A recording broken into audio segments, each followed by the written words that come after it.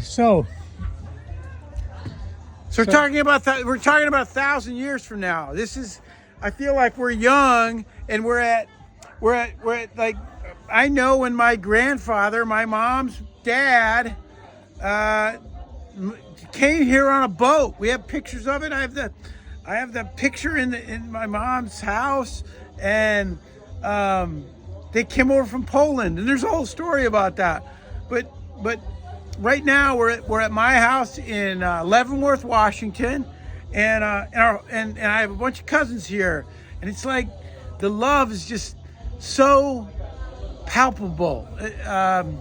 It's just wonderful, and I'm 59 years old now, which will be a theme because I have a 59er diner, which will come up somewhere in the. Anyways. It's palpable how wonderful our family is, but it's also at 59 years old, you realize that there aren't other families that are this lucky, that enjoy this kind of camaraderie. Even in my cousins my cousins are here from New Jersey, and that's 4,000 miles away, but yet we still have this bond that other families don't have. And so the conversation came up tonight, and it was at least a half dozen shots into the evening, but we're on a run, and it's a good idea because Eddie Sawicki's here and he thinks it's a good idea, so I think it's a good idea, so we're out here recording tonight. But some of the things we talked about were that like what happens 1,000 years from now, and what happens between now and 1,000 years from now, and what can we do today to add meaning to our life? I mean, when you're 20, 30, even 40, you're trying to make money, you're trying to survive, you're trying to live, if you have kids, like, you're just trying to get them forward. But what lives on?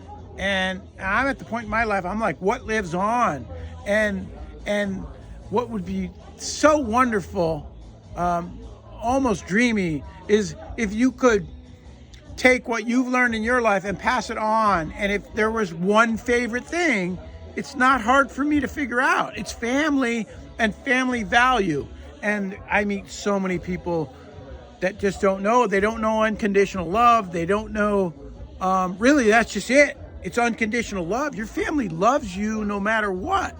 And I know that, but almost none of my friends know that. I mean, there's not a large percentage of people, maybe there is, maybe there's 50-50, but there's a large percentage of people that don't know unconditional love, that just know, I may not like you today, but I love you. I will take care of you. I will back you.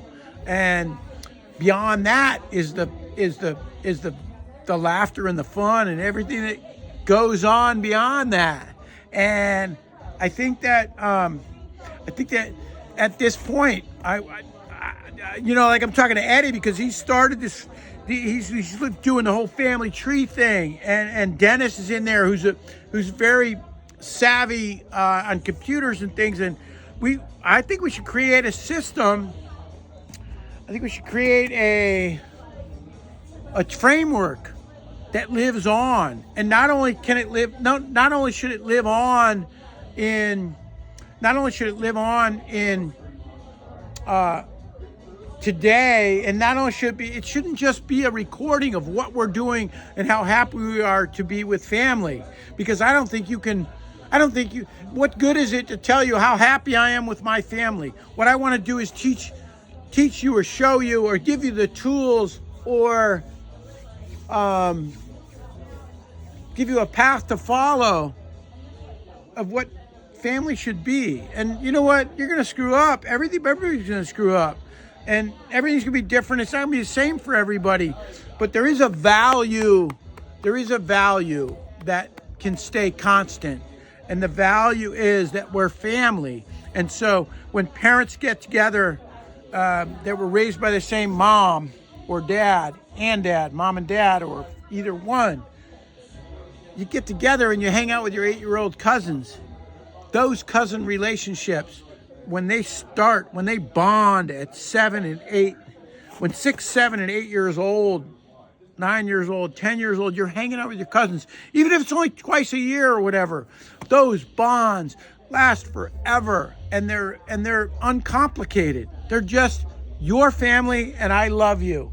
And those bonds, as is evidenced tonight, when there's a bunch of 60-year-olds hanging out, those bonds last forever, and they're based on goodness. And I mean, I think we'll do other videos, or we'll carry on with, there's a whole bunch of, we can talk about goodness forever, but family is everything. And I think getting together with, enjoying time with your family leads to great things. And I think that, one other point I wanted to make was, we talked about Eddie Sawicki and Dennis and how they're savvy at what we're trying to produce here. But something that we need to do is make this, for lack of a better word, sexy. Because 200 years from now, you'll be like, this is my relative from 200 years ago. Like, what is interesting about this? There's nothing interesting about this. Well, I can jump off a cliff, and I will jump off a cliff if that makes you, if I should go jump, find a celebrity and put him in this video, then I'll try and do that. But I can do that.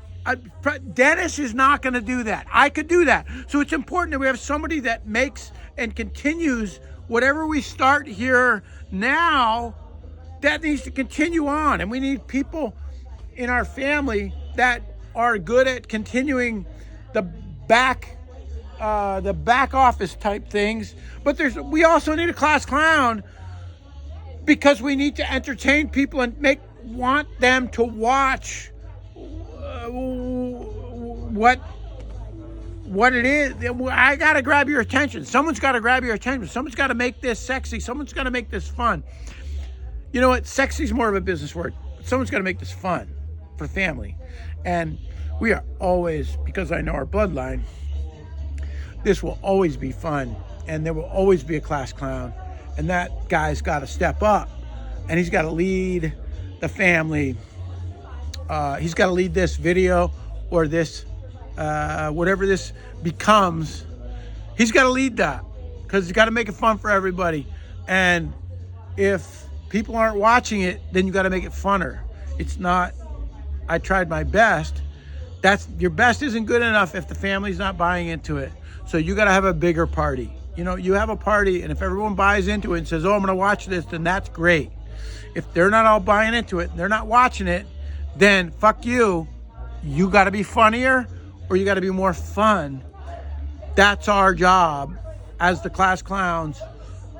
We got to create fun around family so that everybody buys in and understands how great family is. It may just be fun to them to start, but it's so important that that buy-in is there, and that buy-in is created not by the smart guys. It's created by the entertainers and the fun guys. So I'm talking to the fun guys now. You're going to come along. You're going to be in the bloodline. You gotta get everybody going. And this is a little hint. Tequila works great. How's that?